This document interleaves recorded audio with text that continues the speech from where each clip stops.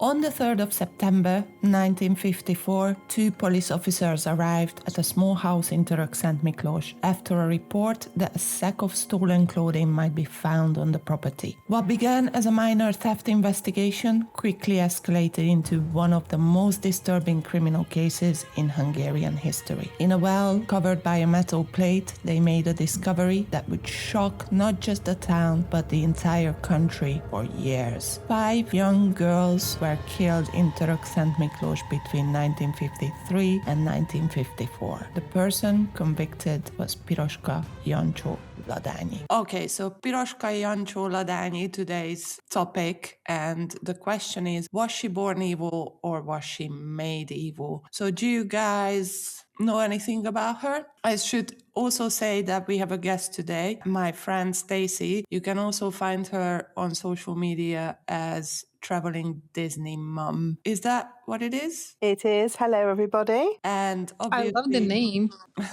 And obviously I have Roderick as well with me. So have you guys heard about Piroska Ladanyi before? I haven't. I think the first time I actually heard about her when you mentioned her. And the first thing I was thinking about is Piroska, like, does it mean the little red hood? The little red hood was named after her. Okay. Got this name, which is an existing name in Hungary. Like, that is not a good look for the fairy tale. No, but the fairy tale came first, so they should have known. They should have known.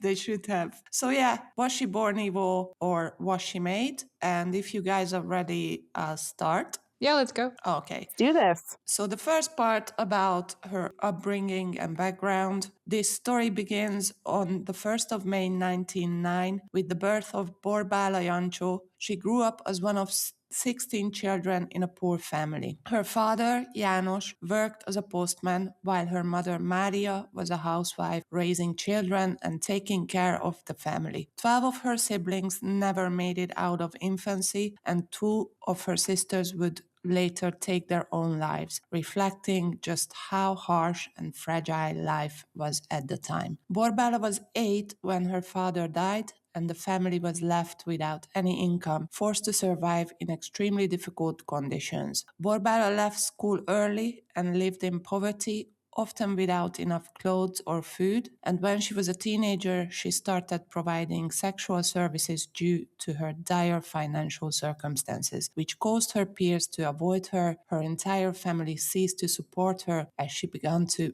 get a bad name. She officially worked as a maid for male farmers who covered her living and housing costs. 4 of Borbála's 5 children were born to different men as a consequence of these connections. Naturally, she wasn't married to any of these men. Piroska Mária was born on January 15, 1934 in Törökszentmiklós. Her father was a local farmer, Ladanyi. Her half-brother, József, was born on the 5th of August, 1943, a decade later, to a Jewish businessman, Lipót Weiss. Piroska's father refused to acknowledge the paternity of a bastard of a maid on the verge of World War. In 1949, he was finally forced to do so and paid 600 forints in alimony in exchange for never having to deal with his daughter again. Weiss never came back after being sent to a concentration camp. His son, József, inherited his wealth as a result of a change in the law at the time, and the family received a building at 171 Vörös Hadsereg Road. That means Red Army Road. Local villagers considered the house to be a brothel at the time, and it eventually became the site of horrific acts. So here we go. That's pretty much how she was born. Her mother was a prostitute. What do you guys think? Well, it's obviously none of this is an excuse for what she's potentially going to do, but it sounds like she didn't really have a good start in life. So, and she's probably been victim to a lot of evil already. So yeah, it's not a really good start in your life, is it? When when you start becoming a prostitute at a teenager. Yeah, but that's her mum for now. I mean, she's still seeing this, isn't she? Like, Oh, yeah. there's a lot like going on in her head and like to process it. But yeah, this is definitely not a good start. No. Roderick? I'm actually wondering about the fact, like you said, that her father initially didn't want to acknowledge her, but then was forced to. I'm trying to imagine what could possibly be so dire that he was forced to, like what actually made him change his mind? Because I cannot imagine anything that would do that. Oh, authorities. Authorities? In what way? Yeah, I read something about this. I can't remember exactly what. I mean, we could Google it if we really wanted to. But basically, he had to admit that she was his child by law and she had to pay child support, but he decided to pay out the whole 600 forint, which I don't know how much it was back then. Right now, you could maybe buy a chocolate bar on that money. Yeah.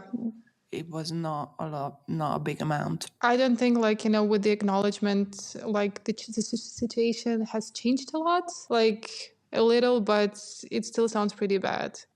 Yeah. And also they were really poor. And that, I think it reflected on her upbringing quite a lot. I guess How pretty many much. siblings? How many siblings did you say she had? So she had 4 siblings and her mother had 16. Okay, right. It's She was still a probably lot. craving them. Yeah, Yeah, and like still a lot of children. yeah, that's a lot. I'm just thinking as well that sort of like obviously with that sort of situation, she's probably crying out for a little bit of attention as well. Obviously being so poor as well, they probably obviously not going to have a lot of money, are they? So yeah, definitely not a good start in life. And just going back to this, that he was forced to do so, I think it's because it was 1949 and obviously the communism just started. So as the Russians came into the country, it might have had to do with that, the law being changed. Roderick? Could be. Like, I'm honestly very vague on that part of history, to be honest. It's not as exciting as medieval times, but yeah, could be. Anyway, I'll continue. Now that she and her kids had a home, you would think Borbala would have changed her lifestyle. However, she continued being a prostitute. The house was characterized by social services as a simple farmhouse, painted in yellow, consisting of 3 rooms. The 2 windows of the room faced the street, and the kitchen and the pantry looked out onto the porch. Sorry, my cat has started talking. The fence was set on fire in the winter, and in the summer, they just cut through their yard, trampling between meters of weeds on the path to the kitchen door. They only used the kitchen. The rooms were full of rubbish. The 2 street windows were covered with tar paper. The beds were made of bricks with some wooden planks on top. They spread hay on that and covered it in old canvas bags. Their clothes hung on nails on the walls, and the children were washing up in a cooking pot. It's hard to imagine what it was like to live there, yet Piroska completed the first 5 years of primary school despite the odds and challenges. She had a reputation for reading novels and books about human anatomy. One psychiatrist claimed that she was proficient in Russian, wrote poetry, and had above average intelligence. Her intelligence was not enough to lead a normal life. When Piroska was just a teenager, her mother, Borbala, engaged her in her line of work. Men frequently paid Borbala and Piroska a visit and gave them cash, bread, or tallow in exchange to satisfy their desires. Additionally, it was stated that both of them had contracted STDs from their sexual partners. Piroska spent her free time hanging out on the streets, stealing food and alcohol, and she frequently visited a Soviet army base to entertain the Russian soldiers, which her mother disapproved of. She was detained by police in multiple cities and charged with theft by 1952 when she was just 18. She also had 2 children born to 2 different Russian soldiers. So that's her childhood so far. I like how her mother was okay with prostituting her own child, but she drew a line with Russian soldiers. Yes. Like, that is just too much. There is a limit, yes, to prostitution. Definitely. Sorry, you also said that there was a psychiatrist who said that she was fluent in Russian. Well, maybe she picked it up from the Russian soldiers. Like, was it like how or why did he evaluate her, or like how did they meet? Is there any information about that? Yes, so the psychiatrist, not just one, but many psychiatrists visited her trial and had interviews with her after she was arrested. Like, I don't blame them. She was a fascinating case. Yeah. Stacey? It's fascinating that she is so intelligent as well, because they said that she's above average intelligence. So that's quite fascinating. But when you said that it wasn't enough to get her out of the life, it's quite sad as well, isn't it, really? That this is quite clearly a clever girl who's just been forced into this life by her mum, really. Someone who's meant to look after her and love her. That's an interesting point, because you hear like some people, even though that they have really bad circumstances in their childhood, they still make it out. So it's interesting to think about that. Did she have a chance to come out of that ever? But also it was the middle of communist Hungary. So the Soviet Union just formed not long before this happened. So it was probably a really already difficult time, wasn't it? So loads of changes going on, and then obviously this girl probably didn't even.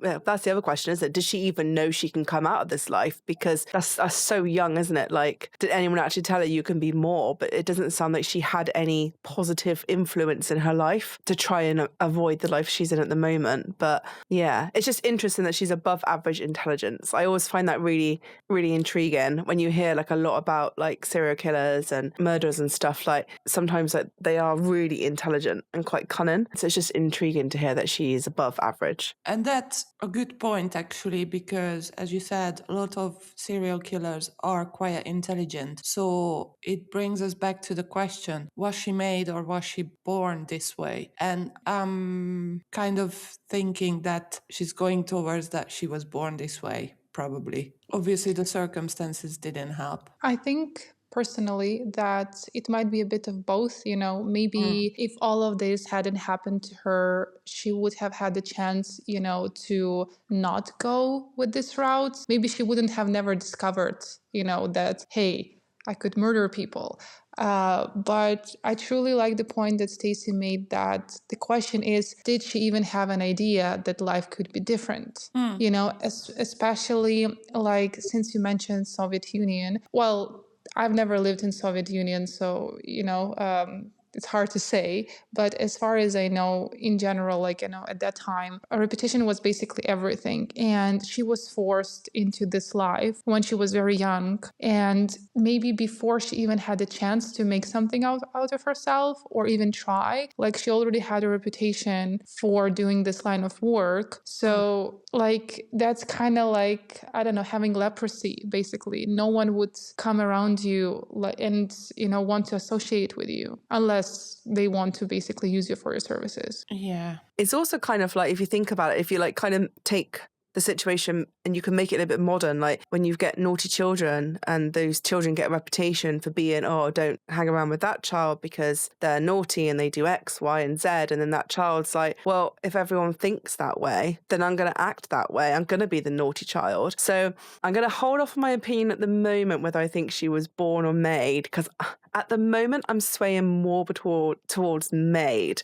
But until I hear the full story, then I might switch back. But yeah, maybe it was a bit like that. Like, she's probably thinking, well, everyone thinks I'm this girl, so I'm going to act like this girl. I'm going to be this girl that everyone thinks I am. So I don't know. I'm going to go, at the moment, my head is in she was made to be this way, but I'm not 100% yet. So I'll wait until the end to see if I think I might change my mind. For now, there are three of us, and three of us hold different opinions. But that's good. It makes it more interesting. From now on, this topic is going to be really sensitive. The dipping details discussed further will contain mentions of violence and gruesome murders. So if any of you, our listeners, find it triggering, this is your warning to stop listening and turn this video off. During the summer of 1953, Piroska first came to meet Marika Komáromi, an 11-year-old cow herder on the outskirts of the town. They merely spoke at this point, but it's presumed she already had plans in place with the young girl, because on the 13th of October, a few months later, she ran across her again while waiting in line for fries at the vegetable store in Törökszentmiklós, and she lured her inside her house with the promise of more fries. Soon, Marika found herself in the filthy kitchen of 171 Red Army Road, and while she waited for the promised fries, Piroska handed her a book to read until she cooked it for her. But the fries were never cooked. While reading, Marika was strangled from behind with an electric wire. After strangling the girl, Piroska stripped her naked and herself on the lifeless girl. She then wrapped her in a blanket, placed a rope around her neck, and dragged her out of the house, throwing her into a well. So that was her first murder. What the hell? Yes, it's Like, really How horrible. how old was she when she did this murder? When was she born? She was almost 20, 19 years old. Oh my god. Yes. I didn't think there were any words for that, to be honest. It's horrifying. Yeah, that's the word. Absolutely horrifying. And how interesting was that book? I'm sorry that she didn't notice the person coming behind her, or maybe she just trusted her. Maybe she didn't have any reason to suspect that this girl Piroska had any what's the word? Why can't you never remember this word? Alternative I motive? don't know. Alternative? Ulterior motive? I mean, I'm English and I've forgotten the word. Oh my god, I think it's because you've said it so many times and I've gone blank. I think it's ulterior motive. Oh my god, I'm just going to stop because I'm embarrassed myself. But So she didn't know what she wanted. Let's go with that. What she wanted for real. We had a previous podcast and we spent about 5 minutes trying to figure it out what this word was that she was looking for, and it was the same word. I mean, that's really, I've completely changed my mind about what I said earlier, because to give her a book so she's not concentrating, and the girl is so young, that's literally evil, what she did. Like, there's nothing that would make you do that. So I've completely changed my mind, and that this woman is born evil. I'm sure she is, but I already know the story, so I don't know if my opinion matters at this point, knowing what's coming after this. I think I'm still staying with my previous opinion, that it's a bit of both, because I don't know, I've seen a few videos about psychopaths and sociopaths, how are they born with, I don't know, different brain chemistry, basically. And then if you have like specific environment that just basically encourages it, that's basically a recipe for disaster. I don't know, maybe down the road I will turn into your camp, but for now I'm still thinking it's both. The victim, is there anything about the victim that she could have been jealous of? Is it because perhaps that she was young and she potentially had a future, whilst obviously this woman never had a future, really, did she? Was there like an ulterior, if they can't say it. Was there a different motive for it? So she was also a poor girl. So we are talking about, it says it's a city, but really is more like a town with loads of farms and farmers. So nobody is particularly, wealthy in the area. So I don't think, and also this was after the war. And as I said, communism just kicked in as well. So the Russian soldiers invaded the country. So I don't think that would have been the reason for that. Okay. So she's just like an opportunist, really. This is how it sounded. She just saw it and took the opportunity to murder this poor girl in a really awful way. Okay. I would say she's probably been thinking about this for a while, because I don't think it would just happen that, walked on this. Who knows? It's hard to tell, but I would say it wasn't the first time she was thinking about doing something similar. I have a theory, because just reading through the story, I'll mention just a few things about what's coming ahead, that most of her victims are around the same age, right?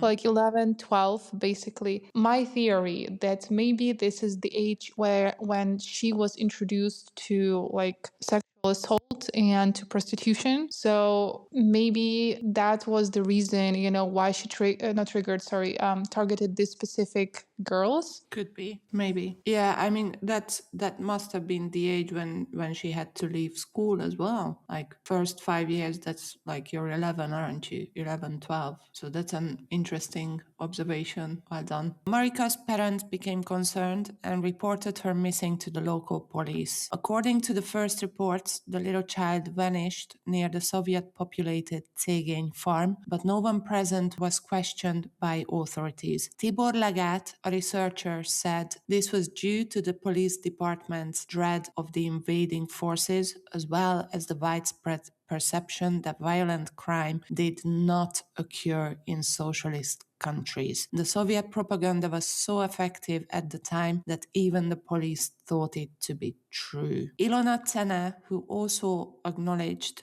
that she had prostituted herself to the Soviet soldiers, supported the testimony of a 13-year-old Maria Markot during a witness hearing in the fall of 1954 that the Russians did, in fact, approach young girls for prostitution. But Tsene added that on August 27, 1954, a drunken Jancsó Ladanyi had admitted to her that she had killed the Komáromi girl with her mother's assistance. On that day, Piroska and Marika were seen by another witness, Rosalia Lajko, approaching the Soviet base. Little Marika had told her they were going to talk to the Russians when she had asked them what they were going to do there, but she shrugged when she asked why. Shortly after arriving at the farm, Lajko parted ways with them, but not before witnessing a soldier emerge to welcome them. When she went to the authorities, they told her to keep quiet about it and then halted the inquiry because they were afraid of the soldiers' possible retaliation. Despite her well-known ties to the military and the fact that both of her children were born to different fathers serving in the garrison, Jancsó Ladanyi's presence was entirely disregarded. Long months had passed, but the investigation had not progressed. At the time, no one in the small, quiet town expected Marika to be the only girl to go missing. Yeah, so I don't know if any of you ever heard of Andrei Chikatilo, who was a Russian serial killer, and he killed like 39 people, young people, and the communist system wouldn't admit that there was a serial killer in the party, in the Communist Party, and because it was impossible that anyone would commit such a gruesome crime, and not just once. So this was pretty much the same. Well, at least the system benefited someone. I mean, that's one way to look at, yes. But, and also, yes, everyone was scared of the soldiers. So that was before the Hungarian Revolution, like a couple of years before the Hungarian Revolution. And the atmosphere in Hungary was already going towards the revolution against the Russians. We were pretty much very scared of the Russian military. They had better weapons, they had tanks, and they invaded the country. So no one wanted to prosecute them, I guess. I truly believe that Hungarians were not the only one, who were absolutely scared. Because, I don't know, like, it seems like the story repeated itself too many times. Yes, I mean, just look at history right now. What's going on in your country? Oh, let's not even go there. Yeah, let's not. Yeah, that's too heavy.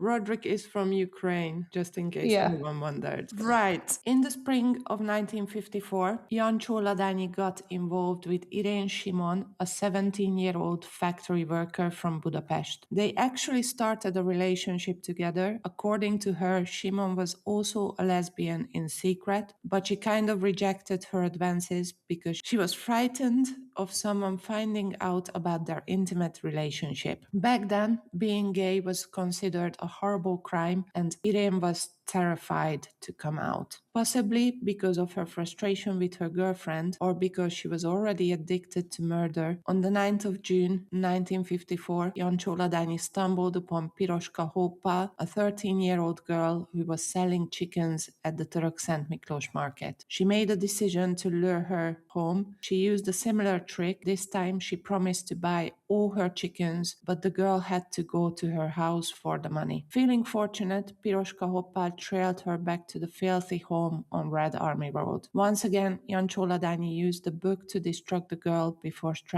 her from behind with a wire. The authorities recorded later what unfolded from Jancsó Ladanyi's confession, but it's quite difficult to discuss. Quote, she looked at the corpse's genitalia, licked it, and then stuck a carrot in her own genitalia, causing her to ejaculate. She then inserted a long broomstick into her vagina. Later, she licked Opal's genitalia with her tongue while holding on to her corpse, causing her to ejaculate again, unquote. She also took 200 forints that the girl was carrying. Yeah. The word gruesome doesn't even start to, to describe all of it. And again, like, look, the victim is 13 years old, like all around the same age. The more we're talking about it, the more I'm thinking, like, is she trying to just repeat the circle like of violence that happened to her, and by killing them, is she trying to basically release herself basically from what happened to her? Like, if she would have died, this, you get me, this would have stopped. It's an interesting point. It's definitely had to do with it. It was definitely a turning point in her life, the age. I don't know if that's why she was choosing these girls. Also, another question. Yeah. Did she use the same book every time? Oh, I don't know that. I honestly don't know. Maybe. Apparently, she did read a lot. So I can assume she had, more than one books. But who knows? I guess murder didn't take up all of her time. I just can't process this. It's just really evil, isn't it? Like, to go out and target these young girls and then to murder them in such a brutal way. And it's the what she's doing after to them. It's just so, I can't even, there's not even a word to describe it. It is just evil. It's pure evil. And it's just so, I'm just processing all of this right now because it's just a lot to take in, isn't it? And hearing it and like just knowing that she did this. And yeah, I just don't have any words for it. Evil is the only word I can describe for it. Definitely evil. So now, sort of, I mean, there's one thing to murder someone, I guess. Just want to point out that whatever I'm about to say, it's not in any way as an excuse. I'm just wondering, like, the things that she did to the corpses, right? Has anything like that has ever happened to her? You understand? Like, We don't was know. she repeating that was done to her, or she was inventing these things as she went? I think it's because she was a lesbian, she was gay, and obviously, as I said before, it was not accepted by society at all. And again, this whole thing, it's just crazy. Like, she was okay with being a prostitute. And again, there is nothing bad about that. But she was not okay with being gay. I don't think it's her. Yeah, I mean, yeah. I think prostitution was less serious crime than being gay in society's eyes. Well, maybe she just wasn't okay with anything. Maybe this is just a woman who has always been a little bit evil, who was forced into a situation. Again, this is no excuse because what she has done is terrible. She's been forced into a situation as a young girl herself.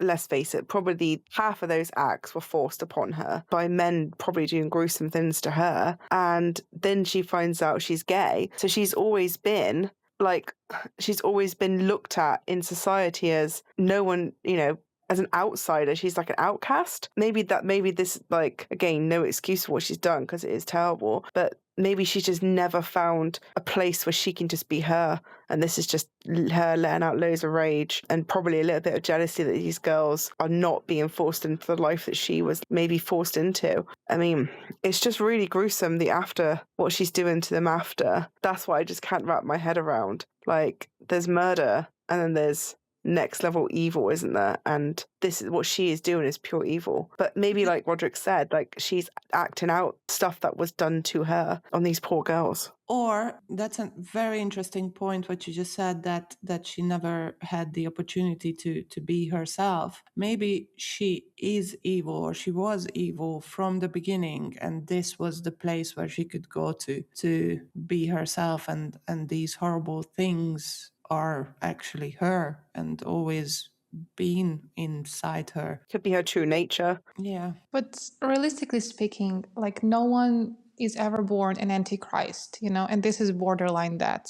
I think there are some children who are born psychopaths, but she was very unlucky to be in circumstances that would encourage her or encourage this side of her to come out even more. That's the thing, isn't it, as well? If she did have kind of issues as a child, they never ever would have been picked up on, especially back then. So all these feelings that she's had are just brewing and brewing and brewing until she probably can't contain it anymore. And like you said, Reka, she's probably been thinking about these dark, evil thoughts for a long time. And that's like, how long does she think about doing this? And then one day just sees this poor girl and then thinks, this is what I'm going to do. But all of these kind of traits would not have been picked up on back then. It's just a recipe. It's a cocktail for disaster, isn't it? She's literally got, if she was born that way, and then to throw in forcing her to become a prostitute and then going out and doing all these awful things, it's just literally a recipe for disaster. Stacey made me think about something. Basically, oh my God, I lost my train of thoughts. Wait. Okay, sorry, I don't remember what Stacey said that triggered this, but I remember the thoughts. I need to hold on to it before I forget. Oh yeah, Stacey said like it's been brewing and brewing and brewing, right? Like I was thinking if she was this unhappy with her life, like what was happening to her, she could have started murdering men, because like it was men who did this to her, or women who are maybe more around her mother's age, like basically representing the person that forced it upon her. But she kept on killing young girls. So I'm thinking maybe like, with being gay and, not being accepted in the society, then being a young prostitute and having all of these experiences basically forced upon her. I think a part of this crime, sort of like these crimes are partially born out of self-hatred. Interesting. If you're catching my drift. Mm-hmm. Definitely. Do you know what would be really interesting to read the report that these psychiatrists possibly wrote interviewing her at her trial and at her interrogation? I would be super interested to know their opinion. Do you think they exist? It would be awesome to find it. I'll be honest with you, I haven't really looked into it. That's such a good point, actually. Why does she not murder men? Yeah, it's just really, she's got a target, but then I guess a lot of serial killers, they do have, I don't want to call them a type because that's awful to say, but they generally murder the same type of person, don't they? And it's always something to do or goes back to like childhood trauma. And you tend to find like, they go for blondes or they go for women between ages 20 and 25. And there's always something about these women that they hate or that they... Or not just that women. They couldn't have. Yeah, but it could be men, but it's just weird that she's never. Why does she not target men? Like, why does she have to target these young poor girls who've still got a future? So maybe it was something that happened to her. Like Roderick said, like there must have been something that happened to her at this age that just made her hate herself, or maybe becoming a prostitute made her hate herself so much, and that's why she's targeting these girls. Super interesting perspective. If anyone has an opinion or solution, leave it in the comment. We will answer them, definitely. I think I've seen, or maybe we've seen too many episodes of Criminal Minds. I do love Criminal Minds. Dr. Spencer Reid is my favorite. Oh, he's so hot. I love him. Yes, I was rewatching all of the Criminal Minds from like season 1 up until like the new ones over Christmas. So yeah, I'm messed up. I watch a lot of true crime, and that was my Christmas celebration, watching Criminal Minds. I mean, I can't blame you. It's very interesting.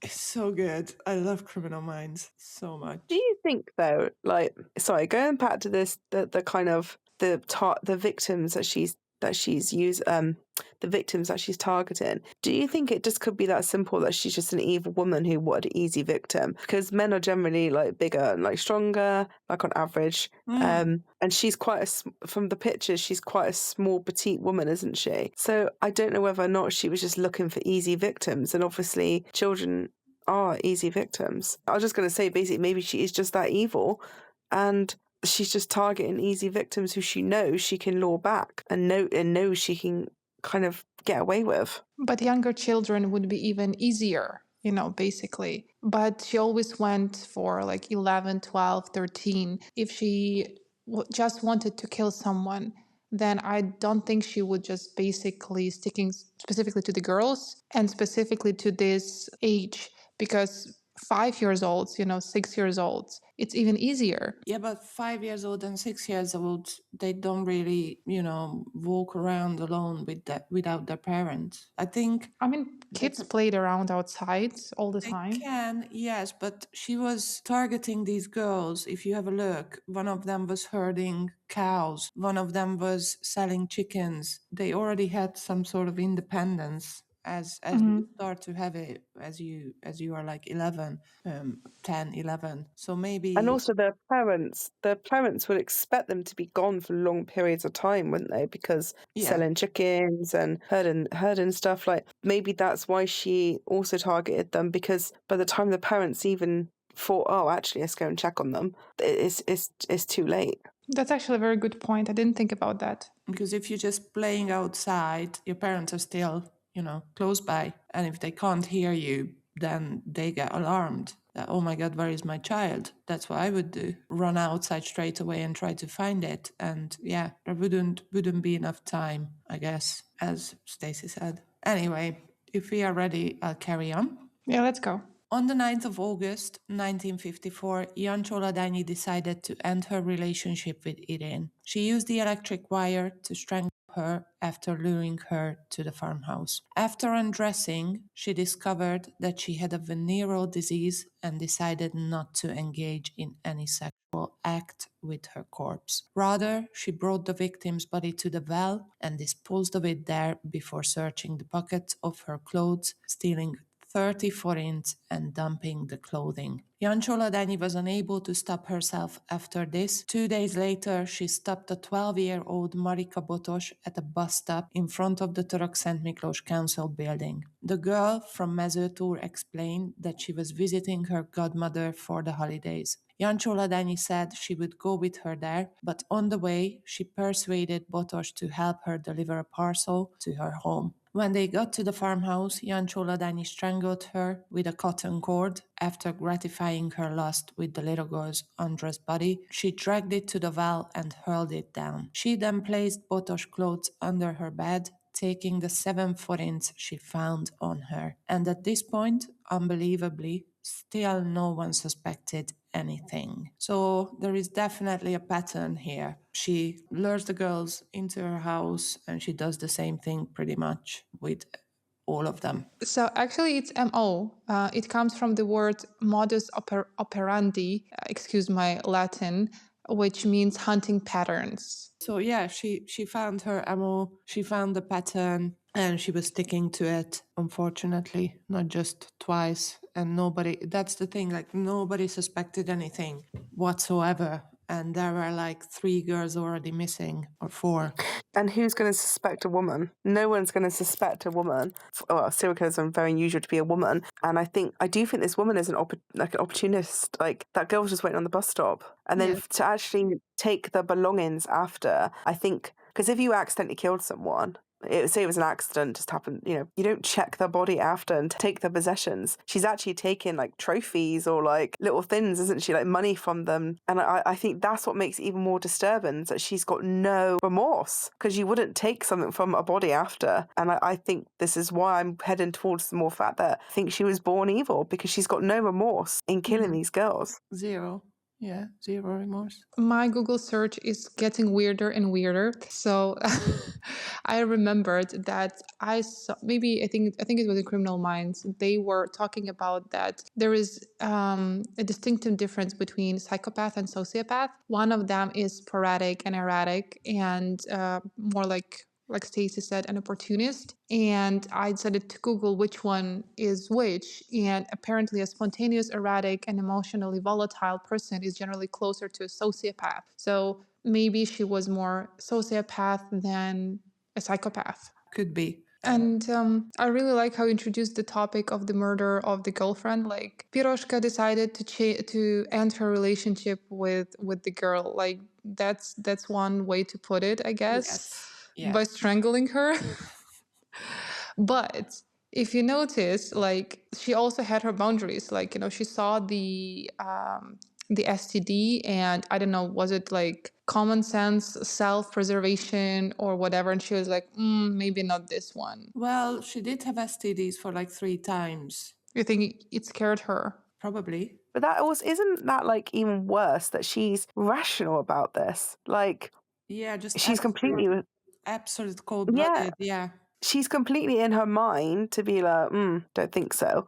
It's just even more scary that she's just so rational about this, that she obviously knew in that moment what's right and wrong, and she must have known all along, like, oh, what is right and wrong, which is just more horrific, really. Absolutely calculating every single step of it. Then she's a psychopath. I guess you're right. Like her being able to stop herself, I guess it means that she could control herself at least to some extent. Yeah. That's a good point. She, like, if she can control herself and like stop in that moment and be like, no, this is not happening, then yeah, it just proves that she was completely in control of everything. Definitely. And just the fact how she would just go through, she would dispose of the body straight away, keep the clothes, go through them, steal the money, etc. That's something you plan out. Don't just do it on the spot, I think. My question is, do you think she ever thought that she would get caught? I don't think she thought she would get caught. No, I think it was chaos, and she was really smart, and she probably have thought that because she was in the background of things, or pretty much her whole life, she was in the background looking in whilst everyone else sort of ignored her. She thought that no one would ever think of her. I think especially if she understood that she's smarter than most of the people around her. Okay, Yeah. let's move on. Let's move on. On the 14th of August, Jancsó Ladanyi met her 5th victim, 12-year-old Katóka Szőke, on the railway, luring her to the farmhouse under the promise of assisting to deliver a box. When they entered the farmhouse, Szőke was handed a book to read again, but Jancsó Ladanyi came up behind her and strangled her with a trouser strap. She then stripped the body, disfigured it, and threw it into the well while salvaging the girl's clothes. She then proceeded to the market and sold her victims' clothes and shoes for 15-20 forints each. She made the most of Hoppa's jacket, blouse, and sandals, for which she received 45 forints. So yeah, and the last 4 murders, or the last 3 murders, it was only like a couple of days in between those. So she was getting braver and braver, I think. I think she was like getting, like I said, braver and braver, and also this feeling of not being caught maybe was giving her some kind of like high. And she thought, okay, I've done it a couple of times now. Nobody suspects me. Nobody cares. I can carry on doing it because nobody is ever going to catch me. I think is possibly what was going down in her head. Especially selling the clothes, that was extremely risky. Yes. Yeah. And it's a small town as well, not just like selling it in a big city. Because if someone sees, their missing daughter's clothes on someone, in the city, they will have questions, and it will be very easy to point out at Piroska. Also, it wasn't like now, that this was communism. Everyone pretty much had different clothes, as in, there weren't any chains that would produce the same clothing that people would buy because it's cool, but everyone would have distinctive clothing. So they would definitely recognize their daughter's jacket on someone else. Yeah, I think you're right about that. So I was really, really surprised when you said that she actually decided to do that. I was thinking at first maybe she was running low on money, but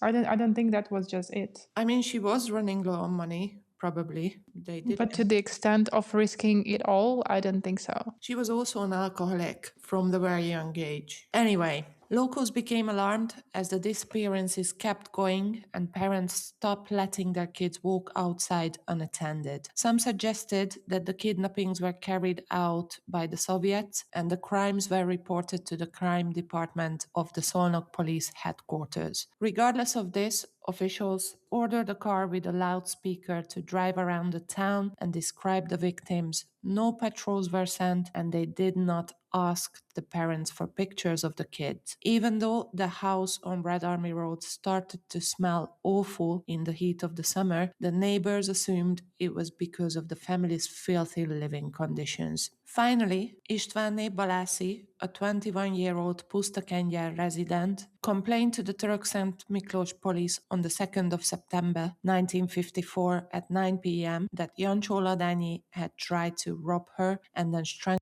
her with a wire. She claims that the two first interacted at the Szolnok-Alcsi train station because they were both looking for work. A man with Piroska's suitcase joined them as they talked about having fun at the Tiszaliget amusement park. The following morning, Balássi discovered that her new companion had stolen her package. Knowing she worked as a maid, she called the authorities, who located her on a building site. In the end, Balássi did not report her and sent the police officer away, since Piroska promised to return the suitcase if she went with her to Törökszentmiklós. When the two of them arrived, Jancsó Ladanyi gave her some booze, pálinka, which is a Hungarian fruit liquor, which made Balássi tired and fall asleep in the backyard because of the room was so filthy and 3 little children were spread throughout the house. She awoke in the evening as Jancsó Ladanyi was trying to strangle her with a wire, but in her fear, she wrestled free and escaped. Balássi informed a friend working at the police station about the attack, and he, together with 2 of his colleagues, took Jancsó Ladanyi in for questioning. Because she refused to accept culpability, the officers searched the farmhouse for the stolen suitcase. So yeah, this woman was 21 years old and she wrestled her off. So maybe she was a very small woman and this is why she was targeting younger girls, because of the weight difference. I don't think she initially wanted to kill this woman. Maybe. Like that was just, well, I'm going to keep your stuff anyway, and I don't want any questions. So it's just easier to take care of it. But compared to what just came to my mind, that compared to how smart she was, she tried to do the same thing to this woman who has already reported her to the police station. The police knew she was with her. So I'm starting to think that maybe she was trying her luck, how far she can go before she gets caught. Why not just give her back the case? Because if she's been arrested and the police are like, right, okay, give us back the case and we'll call it quits. Why didn't she just do that? It's like she was, like you said, she's pushing her luck. She's like, oh, I'm smarter than you. You're never going to find them. I'm never going to get caught. It's like I don't know if it's like a thrill. Probably. How far she can go, before she gets caught. That's the word that I was looking for earlier. Thrill instead of high. Thank you. The other thing that's really weird is obviously her children live with her, right? So did her children not know she was doing this, or were they always out? I mean, I don't know if it says in the arrest records whether her kids knew that she was doing this. I was just thinking about that. But the children are really small, 2-3 years old at that point. Okay, so they probably wouldn't even think about what's going on then. Yeah. Either way, horrible. I wonder, going back to the suitcase, maybe she already spent the money that was in the suitcase or something, and that's why she didn't want to give it back.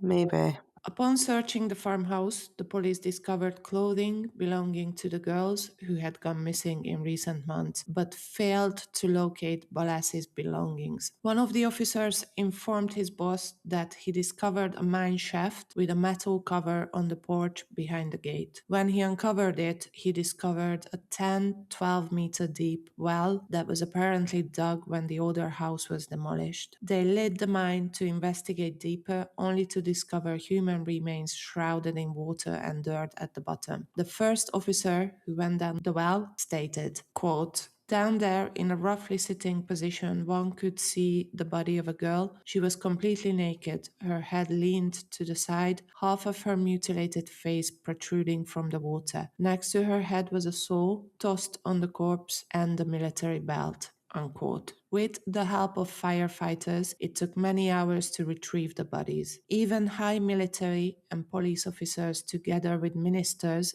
arrived at the crime scene after the shocking revelations. Borbála was also detained since the police thought it was unlikely that Piroska had carried out the killings without her mother's knowledge. I was thinking that the children, what were they doing? But what was the mother doing? I was thinking about the same thing.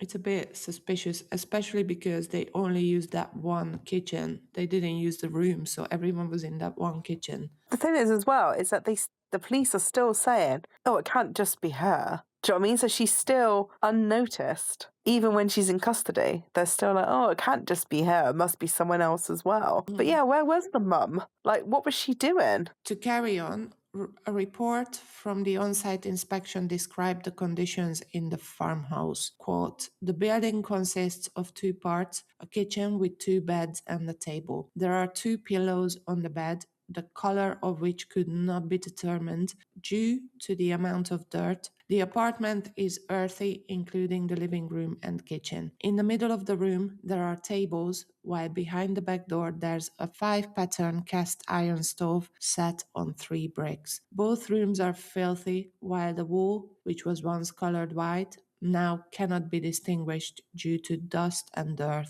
Both rooms house mice and fleas. The clothing and beddings are unwashed and dirty, as is cutlery. The side chamber is built near the building. There are 2 used perforated logs in the side chamber, in addition to human feces. Unquote. Yeah. It's just awful, isn't it? It's just this whole, just the victims and like even her children and what they're living in. There's just no happy ending here at all, is there, for anybody? I'm wondering And if for that, mother had some serious mental health issues, because sometimes when you suffer depression, you get OCD and you clean a lot, but sometimes you get serious mental health issues like bipolar, then you just cannot deal with the mess around you and it gets worse and worse. So I'm wondering if maybe that's what happened to her. the other thing is kind of making me think more about was the mum actually involved? Because if this is like from what you described, the children must have been there, because it's just, where were they when all this was happening? Unless the mother had them somewhere, but where would she have took them? It's just all a bit, maybe the mum was involved and she just didn't ever own up. I don't know. It's more odd with the family kind of layout. Well, let's find out.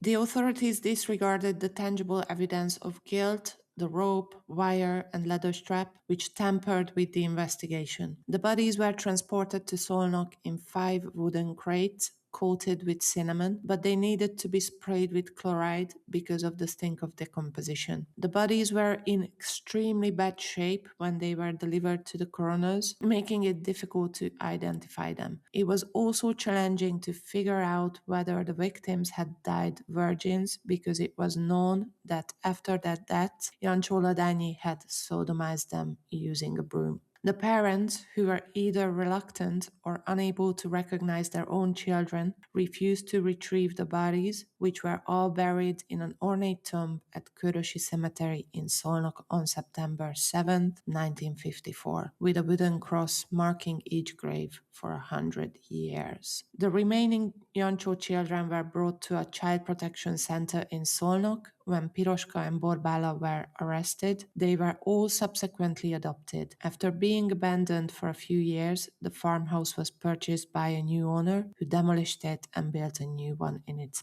place. I find it extremely sad that the parents didn't claim those bodies, and I'm wondering if it's because they wanted to hold on to the hope that maybe their children are still alive. Oh, those poor girls. It's just awful that these victims had an awful end, and it just is so unnecessary. I do think, definitely, now I've heard the story, I do think this woman was born evil. I think the stuff that she did, the calculating of it, and the pure opportunist, it's all stuff that, and like taking the money after, there's no remorse, there's no regret, because she carries on doing it. The killings got more closer together. I just think there was always something wrong with her. It would never have got picked up on. And I think, I just think she was a very evil woman. And those poor girls, who had to go through all that ordeal and then to go into a grave that's only going to be there for like 100 years. It's just so sad. And God knows what her children witnessed as well, because they'd probably, would they be alive now? This is 1950, she said, wasn't it? 1954. Okay.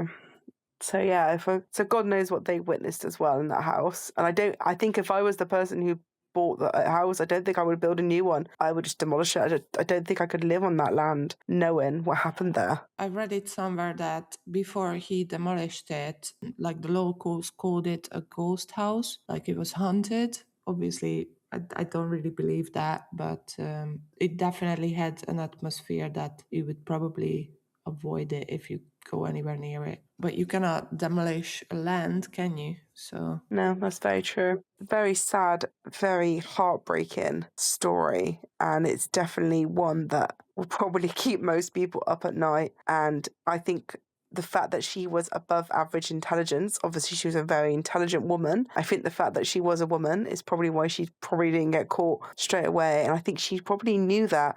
I think she used everything about her to her advantage to give herself a low profile, because she was an outcast. There was probably people who looked up on her and like, oh, you don't want to go near her because of X, Y, and Z. And I think she really used that to her advantage. Very calculating, evil woman, in my opinion. And I just feel sorry for these families, because I can imagine it destroyed the life after that, to deal with losing their children to someone they knew as well. Not a gypsy, not someone who came by, not the Soviets, but someone who was living in their town. And it's absolutely awful. Yeah, to lose your child is awful. Anyway, to lose them in that way is even more heartbreaking. And like you said, to know that someone in their community committed these crimes, like she probably like, is a small, like a small town, you said, wasn't it? Like, it's not like our cities now. Like, she probably would have seen them grow up, potentially, and they would have known her and trusted her. And I think that's what makes it even worse, is that she's used all of this to her advantage. And I think, like we were saying earlier, I think she probably got a thrill out of it. And to even like, see, this is what I always find really heart-wrenching, is when these parents were out looking for their children, they probably, walked past her a million times and not knowing that she was the one who committed these horrible acts upon them. And she knew all along.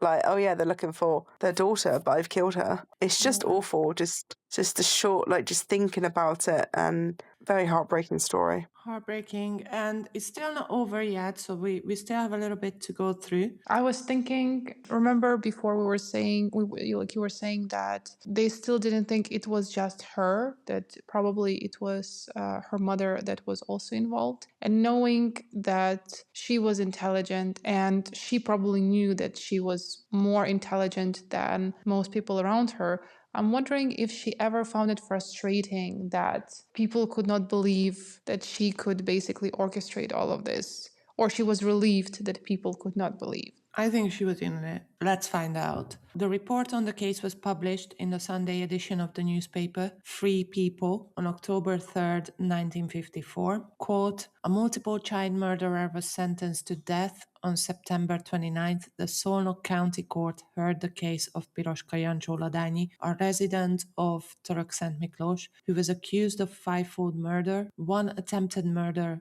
5-fold fraud, and 1 theft. The investigation and the county court found that Piroska Ladanyi, the daughter of kulaks, which means a landowner, who owned 40 acres, was a morally depraved woman who began her immoral life as a child. Piroska Ladanyi committed the most serious crime. She killed children. The county court sentenced Piroska Ladanyi to death as a final sentence. Along with her case, the court also discussed the case of her mother, Borbála Jancsó, who was accused of committing the crime of prostitution, crime against the youth, and theft of social property. She was sentenced to 2 years and 6 months in prison and banned from exercising her civil rights for another 3 years. Unquote. Only the parents of of the deceased girls were present at Jancsó Ladanyi's private trial because of the seriousness of her crimes. At first, she was charged with theft, selling stolen goods, and endangering the public. She made a number of inconsistent confessions during the trial. First, she claimed to have 3 accomplices: 45-year-old Józsefine Rafael, 23-year-old suitor Sándor Fekete, and a Russian soldier. After it was shown that neither of the two was in Törökszentmiklós at the time of the killings, Fekete was incarcerated and Rafael was out of town. The former two were released from custody. They were taken in, but they were released. When her mother was called to testify, she stated that Piroska had been a troublesome child who frequently got into fights with other kids. She claimed that she would attack other kids, seemingly delighted as she smacked them in the face and back for no apparent reason. She ran away from home on Christmas when she was 10 years old, a habit she repeated as a teenager. In 1951, she tried to join a train from Nyíregyháza that was headed for the Soviet Union. Additionally, she claimed that Piroska would often consume raw meat and that their pets would always randomly disappear. When Borbála was visiting a neighbor in 1950, her sister informed her that she had forgotten something and went back to the farmhouse to retrieve it. This was the most terrifying revelation from her story. She forced her then 7-year-old brother to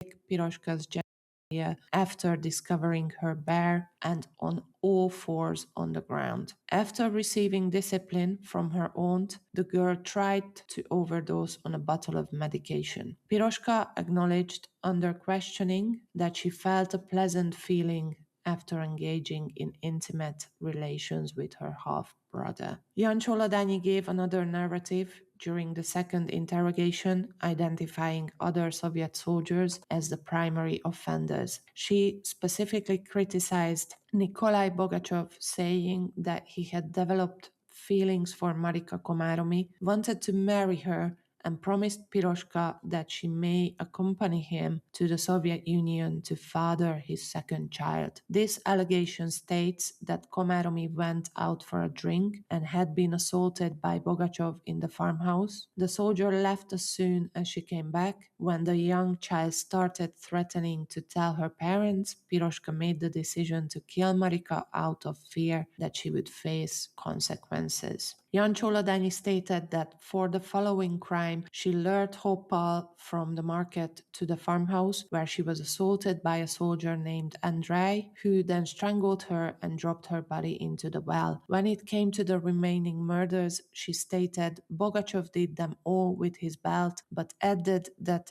at the final murder, another soldier, Sergeant Hamelzanov, was also present. In her defense, Jancsó Ladanyi claimed that she participated in the crimes because Bogachev promised to transport her to the Soviet Union. So that was her first confession at her first trial. So basically, she tried to blame it on the Soviets, that she was just sort of doing it because she was told to do so. But so to go back to the mom's confession, which is absolutely messed up and horrifying. Yeah, she was already messed up when she was a little kid. 100%. She was already on that path of destruction, I think, as a child. And obviously she wouldn't have got any help for it. And I think probably the prostitution and the mixture of the environment made it 10 times worse. But yeah, she was already on that train, wasn't she? And like the dad giveaway that pets would disappear, cats and dogs, that's like that sign of a psychopath just trying out. That's rule number 1 of criminal minds. Yes. Yeah, it's just so messed up, this whole thing. And remember in the first episode when we were talking about Elizabeth Bathory, who was also a woman, also Hungarian, and also a serial killer, I checked, there are 17 cases in Hungary, serial killer cases in Hungary, and 7 of them are women. Damn.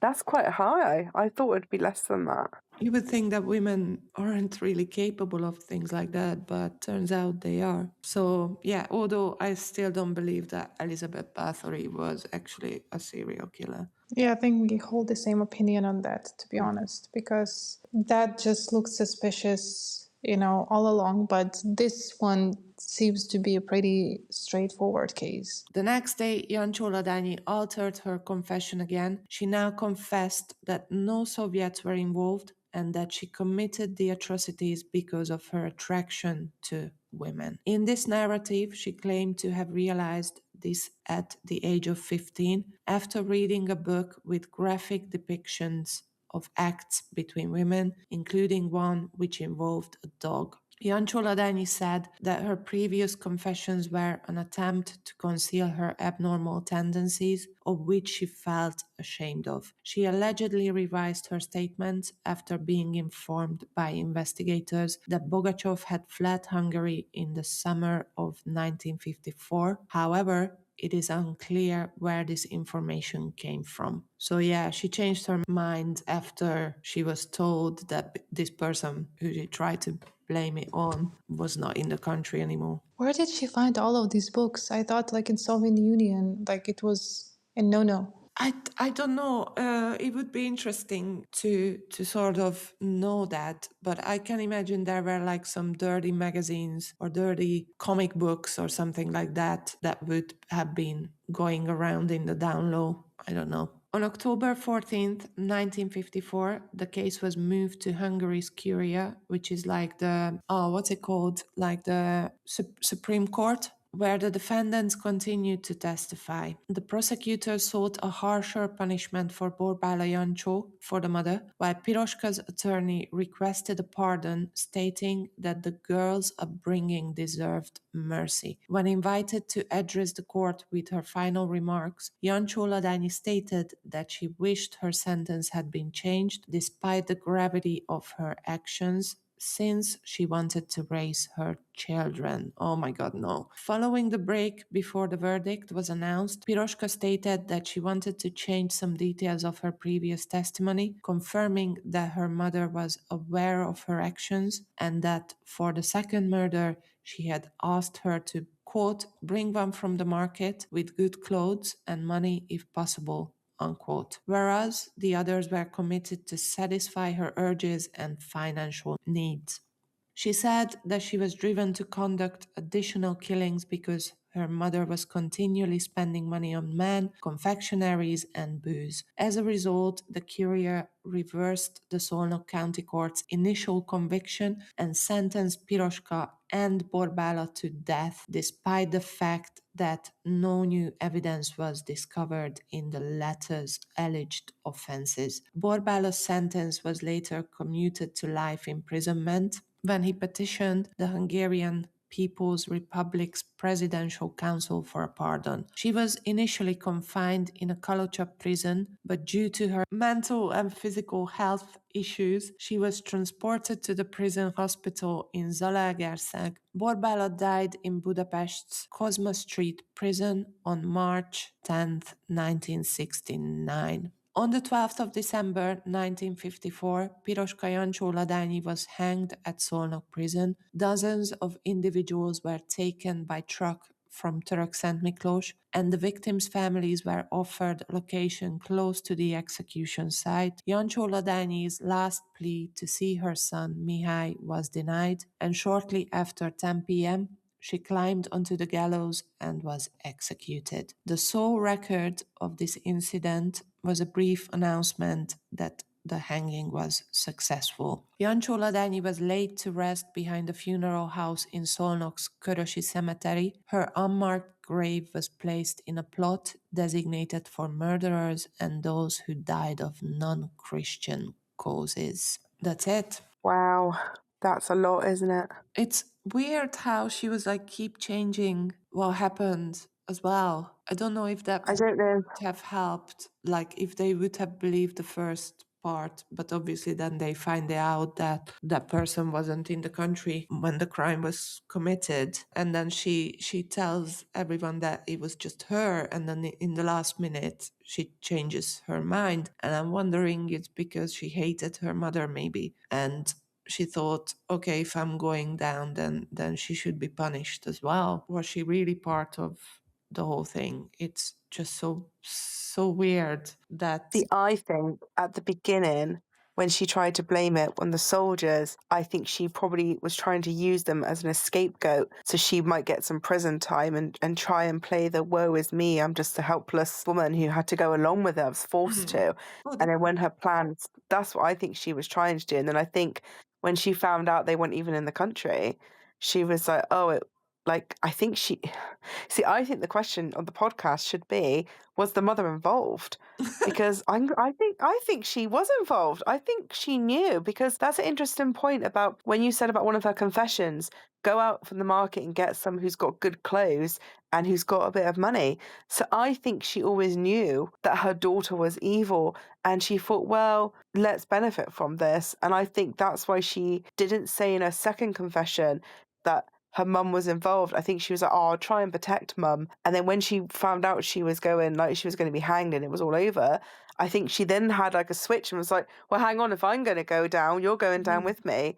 So I'm going to tell them. And I think that the mum did know, because also surely the mum would know, where's she getting this money from? Because obviously they're a poor family, and if she's like, she would know, you think she would know the ins and outs of who's going in and out of our house. Yeah, but she knew that her daughter was visiting the Russians. So the Russians didn't go to their house. She was going to the army base. So, and she knew she was a prostitute. So it's not that straightforward that she would know where the money is coming from, because she could just have thought that, oh, it's coming from the Russians or the Soviet soldiers. And I think blaming it on the Russians would have never worked, because remember when you were talking about retrieving the bodies and the items, there were items of Russian soldiers there, like the belt, right? And then they just discarded those evidence. The question is why? Of course, not to implicate any Soviet soldiers. So I think even, even though it's definitely like we see it's not true, even if there was their hand in it in any capacity, it would have never worked, because they would have protected them by any cost. I don't know. I mean, I think they were afraid to even investigate the Russians, but that whole thing with the evidence, it was more about, I don't think that the authorities, the police station in Törökszentmiklós, even in Szolnok, has ever dealt with something like this before. So I don't think they had sort of like a procedure to follow in this kind of investigation to, like preserve evidence, because it wasn't just the belt, it was also the wire and cotton cord, which weren't from the Russians. I don't know where the belt came from at all. Probably got it from someone. But I do think she acted, I'm a bit iffy about the mother, if I'm honest, but I do think she acted alone, because when that girl or the woman escaped, I think, why would she have tried to kill the woman if she had accomplices who could guaranteedly take her down? She did that on her own accord. She would have waited, wouldn't she? But I just don't know if the mother was involved. I kind of think a little bit she was involved. I think whether or not she knew the extent of what was going on, I don't know. But a part of me thinks that the mum was fully aware of it and didn't stop it. But the answer to the podcast for me is definitely, was she born evil? Yes, I think she was born evil, but I just don't know if the mum was involved or not. She was an enabler. Yeah, she could have been. Like, if she knew her daughter had deep evil thoughts and she could benefit from it by selling clothes and getting the money from the bodies, then maybe she turned a blind eye. Maybe that's the word to use. Maybe she knew what was going on, but thought, well, we're benefiting. She hasn't got caught, so let's just pretend it doesn't happen. And mind you that this is a very poor family. They're getting their money from prostitution. And if you remember at the beginning, I said that most of the time they were paid in food, not even money. So I can imagine that the mother, who is an alcoholic because she spends her money on booze, and her daughter is an alcoholic as well, not to mention, but alcoholism is an addiction. So if her daughter was getting 200 forints, which was quite a big amount from that girl who was selling the chickens, and then some lesser amounts from the other girls, she definitely enabled it to be able to feed her addiction. I think so. I think she did. I think she turned a blind eye to it or encouraged it, like you said. Either, Very sad. yeah, I don't know I don't know if she encouraged it. It's super hard to tell because she was definitely mentally ill. But either way, either enabled it or encouraged it, it's still horrific. Yeah, it is. I honestly just don't have anything to add. Like, I think I've made all of my points. Like, I'm listening to you and thinking if there is anything, but yeah, like, I was thinking that maybe the mother was feeling guilty, maybe she was thinking that what she did to her daughter actually turned her into what she was, and maybe that's why she was like not really caring, you get me, about what the daughter was doing. But I don't know, right now I'm thinking I don't think it's very plausible. It's interesting what you're saying because we as people, like 50 or 70 years later, we're looking at it from the objective perspective. And it's interesting to think about what they have actually felt and what they were actually thinking at that time. Why all these things happened? If she was aware of this, why didn't she stop it? Did she even think about stopping it? Or was she just, given up on life and just enabled the whole thing? So this was our shocking episode today, and we hope that you enjoyed this episode, and we hope that you enjoyed Stacy joining us, and we hope that she will be joining us again if she wants to. And you can find her on social media again. Well, my social media is very different to this podcast. Yes, it is. It's extremely different. So I'm a very big Disney fan. My Instagram is Traveling Disney Mum. If you'd like to follow along, please follow. But yeah, it's been great. Thank you so much for having me. I definitely might have some nightmares over this. Sorry. It's a very awful ending, isn't it? But it's been good to discuss it. Well, I always found this case super intriguing because, like, people say, oh, Ted Bundy, and who was possibly one of the worst serial killers in the world. But then I don't think. Yeah, but have you heard about Little Red Hood? Yes, that's it. Like, most people haven't heard about not just Hungary, but like Eastern European countries and the crimes that were committed there. What's even worse is, just think, if she didn't take, I can hear the cat. She's Sorry. had enough. If she never took that suitcase, how many more murders would she have committed? Do you know what I mean? Like, it's just unspeakable. Like, it's awful. Yeah, I mean, that's what I said at the beginning, that Andrei Chikatilo, who did become a famous case from Russia, he was going on for decades, and he murdered so many young people almost the same way like Piroska did. And he was going on for such a long time because he was part of the Communist Party, and they actually arrested him a couple of times, or maybe just once. I can't remember. I need to fact check this. But he was taken in, not arrested, but taken in for questioning. But because he was part of the Communist Party, it was unimaginable that someone who's part of it would have committed these kind of crimes. So he was let go, and he was free for the next 10 years to commit more murders before they actually arrested him. But retrospectively, like, Chikatilo sounds, like a person who could, do some serious damage. I cannot, for the love of God, imagine a serial killer named Piroska. What do you mean you can't imagine? I mean, it just sounds so cute, and so tiny, and Little Red Hood, like, it's hard to fathom, Well, fathom, because it happened. It happened. I mean, yeah, I think maybe, I mean, I don't know. She did have a reputation. People obviously known her reputation, so they didn't really look at her as a, a cute, warm, little fuzzy creature. They knew she was a prostitute. They knew she was an alcoholic. They knew she was committing petty crimes already. Whoever Do we finish listened now? to this whole thing, thanks for listening to us, and hit like and subscribe for more episodes like this. So we were... Start with the weird. That's it. Start with the weird. And we had Stacy and Roderick and Reka, and we will see you next time.